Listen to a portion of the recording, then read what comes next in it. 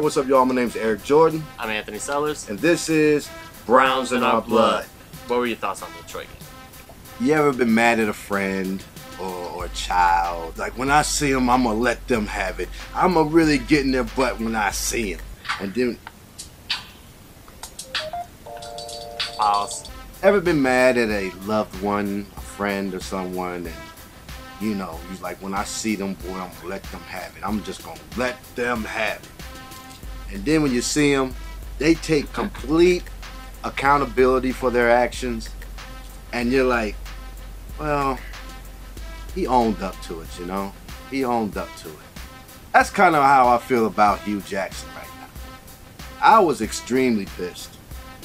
And you know what? And in hindsight, because in real time, watching the game versus Detroit, it was so close, and we were so close to winning, and then we oofed up again. I was just like, it was the last straw for me.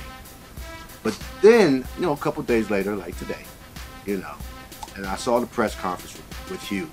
When I saw a press conference, especially about the halftime, the play calling before halftime, that really had me pissed off. You know, while we're running the ball, got no timeouts, 15 seconds left on the clock. This makes no damn sense. Yeah. But Hugh looked dead at me. And he didn't look at the reporters. He didn't look at the camera. He looked dead at me. Hugh Jackson looked dead at me and said, "It's on me. It's my fault. No, don't even give it to the youngin. That's my fault. Whether he called the audible or not, I'm coaching him, so it's still on me." Man, that kind of stuff does something for me. That kind of stuff does something for me. It's an emotional roller coaster with Hugh and these damn Browns. The other thing about it too is Deshone on his interview, not right after the game, but yesterday or today, whenever it was, his interview was the same way. He's like, well, he's taking ownership for it, but I'm the one out there trying to execute since the offense is running basically through me. He took part of responsibility for it too, basically. Yeah. So. Yeah, you gotta respect that. You can't do nothing but respect that. We're all on the same page. That's the thing. Exactly. Like with that, they were on the same page with it. Right, and it makes you feel like, you know what? Hey, you know, give them a little more time. That's kind of like where I was at. Because I'm telling you, Sunday I was pissed off. I mean, because we were so close to winning. And then what the other way of looking at that too is I was so pumped up because we were so close to winning. Meaning we're playing better. We were playing better. I go back and look at the film, and we played pretty good. Yeah, we played really good. We played pretty damn good. I think it's actually the best game of the year. It was. Yeah. You know, our defense showed up like it usually do. We win that game. I think Detroit's a hard offense, though. That's even. Like, they're such a good offense.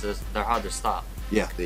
Stafford. I mean, you know, people don't give it to him, but Stafford's that dude. I mean, he is the highest paid QB in the league, but he is that. He's also that dude. He's paid because he's that dude. What I did like about the game, I thought, you know, I've been preaching this. Run that ball, big boy. You saw what Watson was doing. To me, it opened up so many different aspects of the game. The running game took off. It brings up the morale of the team. They go try to make extra plays now, you know, and they just can't, you know, concentrate on one focus of the game because you're too unpredictable, guys. So, you know, when him running the ball, you know, and I'm not just talking about design runs. I'm talking about, you know, scrambling, yeah. And then I was gonna say, because the first half there was only really one designed QB run. He was trying to me, prove that he was a pocket passer.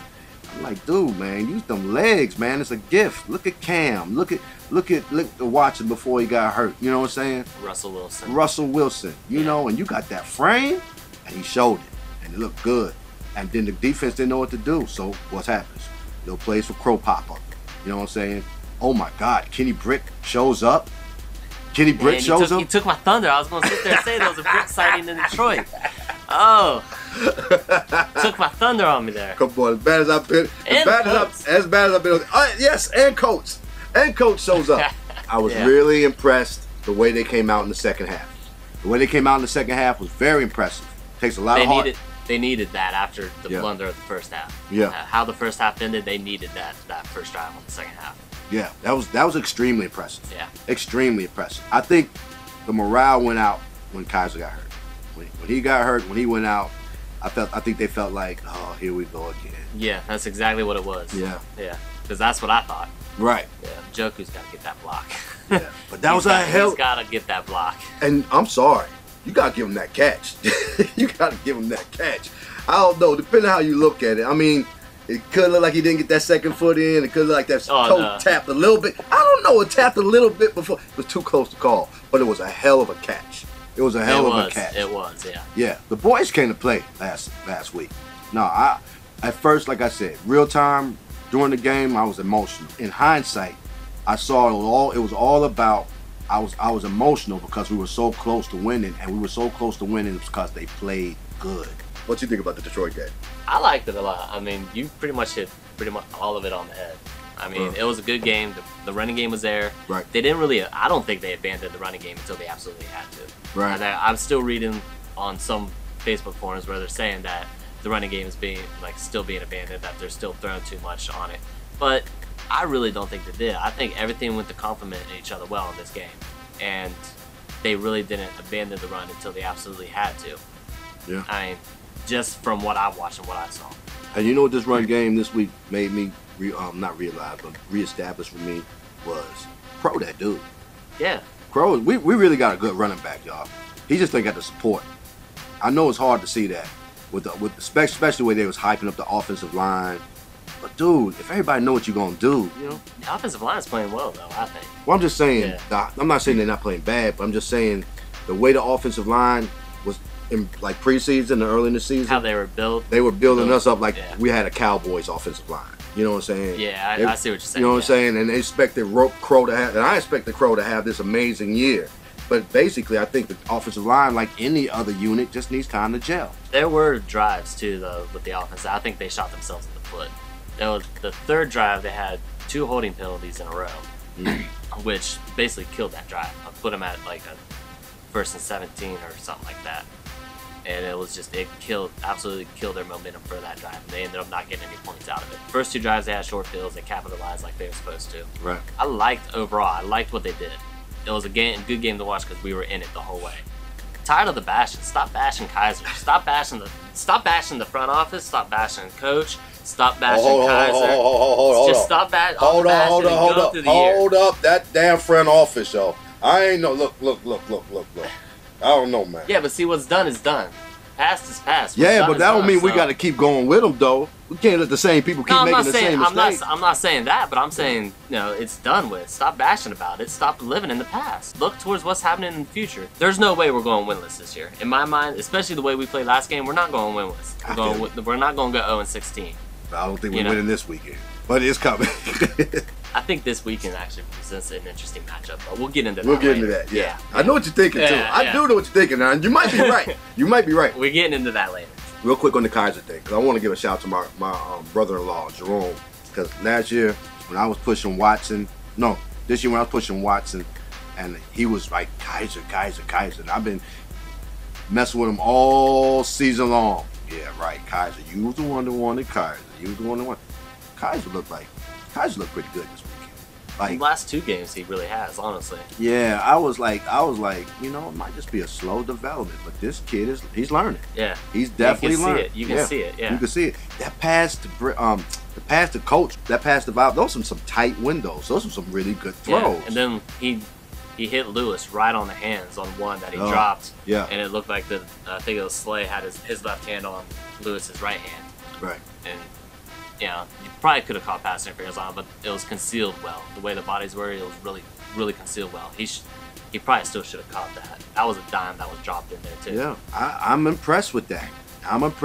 And if he's gonna run the ball like he's running it, he might be that guy. And I'll tell you what, I don't see nothing coming out of college this year that's jumping at me better than him. You're talking about Baker's Mayfield? Yeah. I'm not sure if I want Mayfield over Kizer.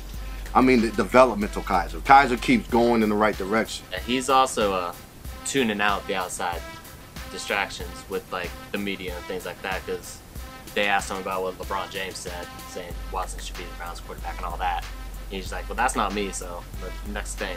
Right. Like Kizer's really just kind of tuning all that negative out. And it seems like him and Hugh got a good relationship. Yeah. And it's like Hugh was really got on point with that kind of stuff. All right, I'm back on the Hugh Jackson train. I know I flip-flop, but I'm back. All it took was a post-game interview. I'm that kind of guy. I just little things like that go a long way. I stay steady on the line. You'll just. makes it entertaining to watch. It right? does. It does. I'll give you that. Impact of Jamie Collins' injury. We have depth on the defense and then the linebackers. So I'm wondering, like, who's gonna take his spot? Who's gonna? Burgess. Burgess. Yeah, Burgess is taking his spot, which he went out for a couple plays with an injury during the Detroit game, but I forget what it was. I don't know if it was major or not, but I don't know. I like the way the defense plays. Like they have depth along the front seven. Just I don't think it's going to be as big as an impact as what it would be with like some kind of like Joe Thomas lead. But you might be right. I do believe in Greg Williams. I do have trusting. I mean, the linebackers are playing. JW. A lot of the linebackers are playing great though. Like Schobert, Kirksey, Collins is playing great. Burgess has been doing well when he played. This one's more for you. Okay. That's just I'm just gonna throw that out there. Part of it is more for you. Okay. Josh Gordon being reinstated and the return of Cory Coleman. Boy, I mean, you just saw what it looked like this week. Man, do you imagine them coming in? That boy breaks out. He goes in the back. He breaks out, does a little move like he did this weekend. And they come in and you got both them boys flying down there. Man, I want to see it. I want to see it. I want to see it. I want to see it. I'm pumped up for it. I saw Josh in the interviews, and I like his demeanor. I like the way he's not falling for the bait. These reporters trying to get him. You know me, man. I've been on the Josh fan. I think I'm the president of the fan club, actually. So, you know, Cory Coleman, I think he's good for 4 games before he get hurt again. We get Cory Coleman 4 games a season. But, hey, as long as he produce. I mean, think about it, though. If Crow's running like they did, and Duke played good last week, too. I mean, if our running game's going the way it's going, if the Rook plays like he played last week, those two guys. That's actually, it turns into a really, really stacked position group. Because, especially if... He is the ruler of the universe. That's Flash Gordon, if y'all know. Shit, I lost my train of thought. Because think about it. Coleman's been the only one with consistent hands. If Britt starts catching like he did this last game and becomes a little bit of a factor with Coleman, Britt, Gordon, as long as Gordon shows up like he did 2014, 2013, things like that. Right. You know, which might take a couple games, but if he gets that rust off and does that, and then you have Coates who just acts as a fourth, then you got a real potent group, in my opinion. I agree. So I tell you, I was thinking when I saw Britt catch that pass, I said, that ain't nothing but Josh Gordon practice. Somebody stepping up. Somebody see it coming down the line. Yeah. It is ironic that the first game after the reinstatement comes. Yeah, he played a little extra. Yeah. Playing a little more effort. Flash. Yeah. I think. The ruler of the universe. All right, tell me what you think of this Mike Singletary talk. I don't like it. Because I'm staying with you. I stayed on it. Singletary comes, that takes me off. You know, it kind of helps to push off. I don't know. What if it's a for assistant position? For what side? For defense or offense? Defense. Then well, not taking Greg's position. Well, just an assistant to Greg. Yeah. Then I wouldn't be against that. Right. I'm thinking that's all it is. I'm hoping that's all it is because, you know, just given the dynamics of the team and how the media wants to portray it, it makes it a bigger impact than what it should be. It's a bigger distraction than what it needs to be. Right. So. Yeah, we are really like the pun of every joke. Yeah. I mean, it don't even have to be football related no more. It just needs to be, you know, like if you want to say something funny, it's like, you know, hey, I went to see my wife yesterday. And the Browns. Ah! I'm not even considering they're talking about head coach. I just, you know, I won't even go there. No. I won't even go there. But let's say they do take him as head. They think about him as head coach. No.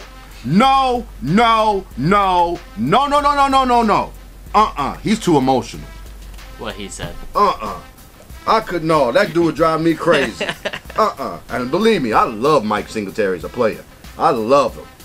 But Mike Singletary as coach? Nope. Can't do it. Won't do it. Won't do it. Keys to beating Jacksonville. First things first, though. Just, you know, come on. I'm gonna pull a Fournette. Come on. Man, y'all better lay him on his butt if he do that to us. He gonna try to do it too. Gibson too. Gibson, like, you read that article? Yeah, I did. I hope we kick their ass just for that. Man, like they're hot right now, man. Yeah, but Gibson don't need to be talking that. Nah. Don't need to be talking that ish. I hope he kicked their ass just for that. I mean, but there's some truth to what he said, though. There's some truth to what he said about the organization, how dysfunctional it is. Granted, that's true. Or maybe it was when he was there. Yeah, because this is a different front office than what he dealt with. Yeah, and for the record, I'm letting Hugh off the hook, and I ain't letting this front office off the hook. I'm sorry, y'all still can't evaluate talent. Y'all still let some, I can't even say good players, franchise players slip through our fingers. I don't think you get a pass on that. Front office, y'all gots to go. Y'all gotta go. Now, this Jacksonville thing, defensively, they are spooky. I got them early, third week of fantasy. I won't let them go. I won't let them go. They give me points. They don't just stop. They score. It'll be a good test, I tell you that. Yeah, and then it's a good test. I think this matchup sets up really well for both teams. They have the best run offense. We have one of the top run defenses. If we can stop their run, yeah, their passing game is not good. True.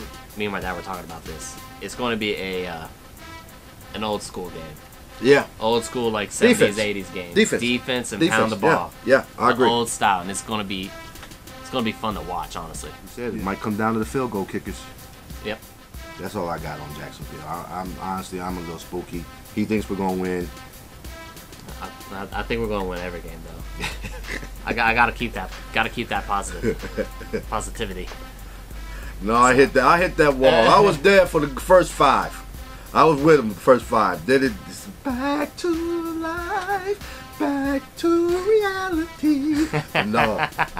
So what's going on with Fanduel, man? Who's winning? All I know is I suck in fantasy, period. Except for one. Except for one. How you doing, Gary? In which league, though? Well, we tied. That's what I'm saying. He won one, and I won one. Well, which one do you view as more important? Don't matter. Don't matter. You know why? Because I'm 5-5 in both damn leagues. I lied. There is one I am really like. If I had to choose which league which one meant the most to me, it would definitely be Gridiron Conglomerate. Gridiron Conglomerate. I think that's the one he beat you in, though. Yeah, it is the one he beat me in. It is the one he beat me in. But that's probably the one that would mean the most to me. But that whole league, I got revenge factor on from last year. Because it's the most trash talking league I'm in. There's not a more trash talking league than Gridiron. Man, they bring it. FanDuel, top total scores right now is Kellen. Then it's you. How's that? How is that? That's overall for the whole season. But I'm saying I've been losing like crazy. So I can still win this whole thing with the points. You could still win with total points, yes. Hey, but Hyphen got 100 more points than me. My whole FanDuel experience last week was terrible. The only thing I had going was this head-to-head matchup with Gary Wolf off your Fantasy Football Bosses podcast. I don't know if any of y'all guys are friends, but we had a little video tag going back and forth, that was funny to watch. And I truly enjoyed it. It really made watching the games yesterday fun, but a little stressful. But yeah, me and Gary Wolf, his co-host on Fantasy Football Bosses, we always talk trash to each other for the last few years. Just by coincidence, this last Sunday, we went head-to-head in 2 different leagues. And, fantasy football is about bragging rights. So we went at it, but we split. He won one and I won one. Even though the one he won, it was. You want that to be the tiebreaker? No, that's not the tiebreaker. Total points between both leagues, tiebreaker. No. It's W and L's, baby. It's W and L's. W and L's. Speaking of Fantasy Football Bosses, make sure you check them out every Thursday. Yes. Every Thursday, you can catch them on iTunes, Mixcloud. If you like the show Browns in Our Blood, you can catch us on YouTube at MONSTALUNG Sound Vision. Be sure to like the videos, subscribe, leave a comment, let us know how we're doing. Yeah. You can also find the show in podcast form on iTunes, Stitcher. Well, that's going to do it for us this week, y'all. We're going to catch y'all next week. My name's Eric Jordan. I'm not Eric Jordan. That's Anthony Sellers. And this is Browns in Our Blood. Let's get this win. It's going to be hard when we get Jacksonville. Yeah. But they come to the cold. Florida boys don't know how to deal with this. Here we go, Brownies. Here we go. Ooh, ooh.